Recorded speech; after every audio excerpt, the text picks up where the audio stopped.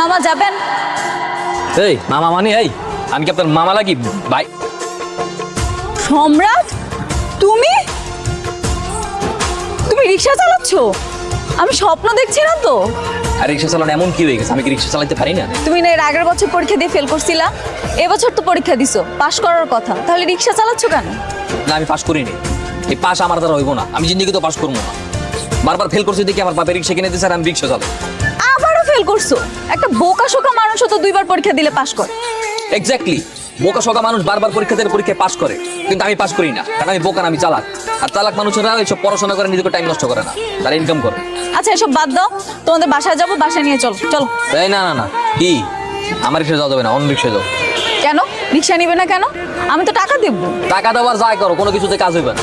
আমি আগে ডিসিশন নিয়েছি, যতদিন আমার রিক্সা চালাবো, আমার রিক্সা চালানোর ক্যারিয়ারে আমি কোনো পাস করা শিক্ষিত কামক রিক্সা তুলবো। দেখো এবার